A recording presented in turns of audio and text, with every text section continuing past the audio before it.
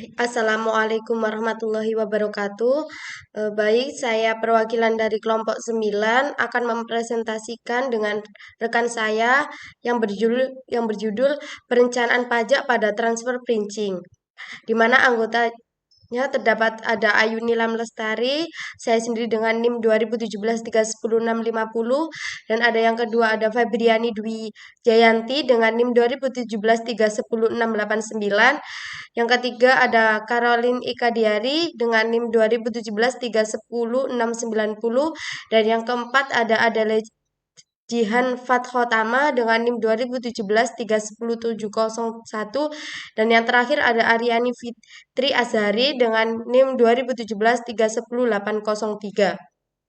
Selanjutnya saya akan menjelaskan mengenai transfer printing, di mana dari segi perspektif pajak transfer printing ini merupakan kebijakan harga dalam transaksi yang dilakukan oleh pihak-pihak yang memiliki hubungan tertentu atau hubungan istimewa, di mana harga transfer ini dijelaskan sebagai harga yang ditentukan oleh wajib pajak pada saat menjual, membeli, dan membagi sumber daya dengan afiliasinya, di mana harga transfer ini dibedakan menjadi dua, yaitu pengertian ini yang bersifat netral dan pengertian yang bersifat peyoratif, di mana pengertian netral ini mengasumsikan bahwa harga transfer ini adalah murni merupakan strategi dan taktik tertentu bisnis tanpa motif pengurangan beban pajak. Sedangkan untuk pengertian peyoratif ini mengasumsikan bahwa harga transfer ini sebagai upaya untuk menghemat beban pajak dengan taktik antara lain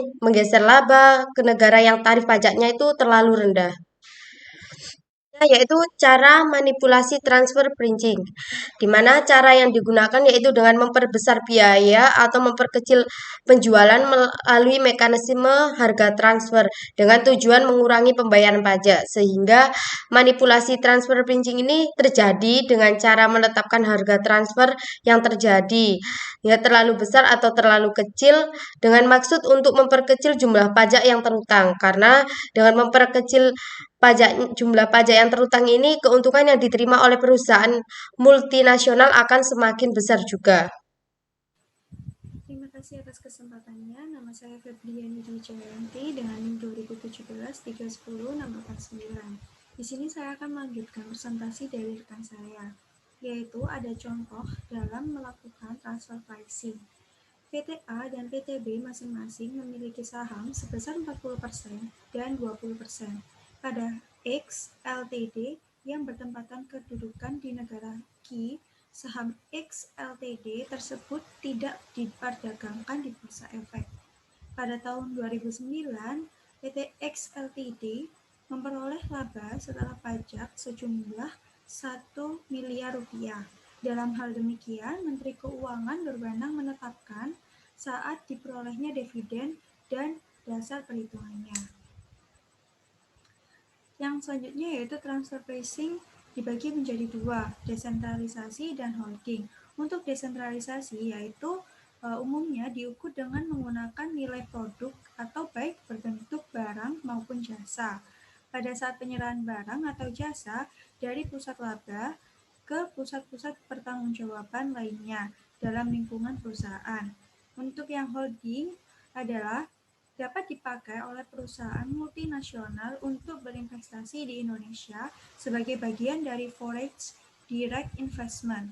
Salah satu alasan perusahaan multinasional menggunakan holding company yaitu untuk berinvestasi di Indonesia adalah perencanaan pajak internasional tax planning dengan tujuan melakukan penghindaran pajak selain meminimalkan beban pajak secara keseluruhan. Holding company. Holding company dapat dipakai oleh perusahaan multinasional untuk berinvestasi di Indonesia sebagai bagian dari foreign direct investment.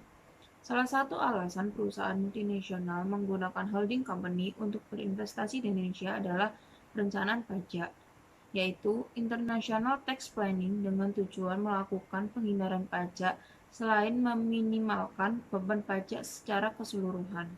Holding company yang bertempat di Indonesia mempunyai beberapa perlakuan pajak atas penghasilan yang sesuai dengan Undang-Undang PPh dan Undang-Undang PPN. contoh atas penghasilan yaitu yang pertama, penghasilan dari dividen dapat dibebaskan dari pajak penghasilan jika saham yang dimiliki oleh holding company lebih dari 25% sesuai dengan pasal 4 ayat 3F dari Undang-Undang PPH. Yang kedua, penghasilan dari penjualan saham dapat terutang PPH final sesuai dengan pasal 4 ayat 2 Undang-Undang PPH. Yang ketiga, penghasilan dari jasa dapat terhutang PPH yang dipungut oleh yang membayarkan dan juga PPN yang dipungut oleh pihak yang menyerahkan. Baik, saya Adela Jihan dengan NIM 2017-310701. Selanjutnya, ada hubungan istimewa dalam UU Perpajakan. Terdapat hubungan istimewa antara induk perusahaan dengan anak perusahaannya atau cabang-cabangnya atau perwakilannya yang berada di dalam negeri maupun di luar negeri. Di Indonesia diatur dalam pasal 18 ayat 3, 18 ayat 3A, dan 18 ayat 4 UU PPH yang menyatakan sebagai berikut. Hubungan istimewa dalam UU Perpajakan pasal 18 ayat 3. Direktur Jenderal Pajak berwenang untuk menentukan kembali besarnya penghasilan dan pengurangan serta menentukan utang sebagai modal untuk menghitung besarnya penghasilan kena pajak bagi wajib pajak yang mempunyai hubungan istimewa dengan wajib pajak lainnya sesuai dengan kewajaran dan kelaziman usaha yang tidak dipengaruhi oleh hubungan istimewa dengan menggunakan metode perbandingan harga antara pihak yang independen, metode harga penjualan kembali, metode biaya plus, atau metode lainnya. Selanjutnya akan dijelaskan oleh rekan saya. Terima kasih. Saya Aryani Fitriasari, NIM 2017-310803. Nah, di sini saya mempresentasikan tentang hubungan istimewa dalam UU Perpajakan pasal 18 ayat 3A. Nah, Direktur Jenderal Pajak berwenang melakukan perjanjian dengan wajib pajak dan bekerjasama dengan pihak otoritas pajak negara lain untuk menentukan harga transaksi atas pihak-pihak yang mempunyai hubungan istimewa sebagaimana dimaksudkan dalam ayat 4 yang berlaku selama suatu periode tertentu dan mengawasi pelaksanaannya serta melakukan negosiasi setelah periode tertentu tersebut berakhir. Nah, selanjutnya hubungan istimewa dalam UU Perpajakan pasal 18 ayat 4. Hubungan istimewa sebagaimana dimaksudkan pada ayat 3 sampai ayat 3D pasal 9 ayat 1 huruf F dan pasal 10 ayat 1 dianggap ada apabila wajib pajak mempunyai penyertaan modal langsung atau tidak langsung paling rendah 25% pada wajib pajak lain.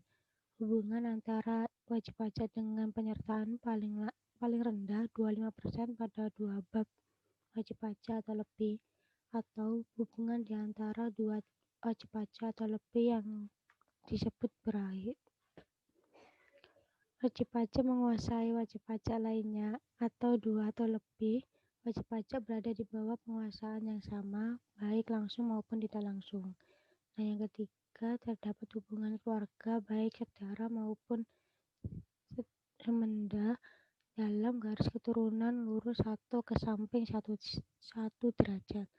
Nah, aturan tersebut detail tentang transfer pricing termuat dalam Peraturan Dirjen Pajak Nomor 43 Tahun 2010 yang diubah dengan Peraturan Dirjen Pajak Nomor 32 Tahun 2011. Di dalam aturan ini disebutkan pengertian arm's length principle, yaitu harga atau laba atas transaksi yang dilakukan oleh pihak-pihak yang tidak mempunyai hubungan istimewa ditentukan oleh kekuatan pasar sehingga transaksi tersebut mencerminkan harga pasar yang wajar. Sekian presentasi dari kelompok kami. Bila ada salah kata, kami mohon maaf. Wassalamualaikum warahmatullahi wabarakatuh.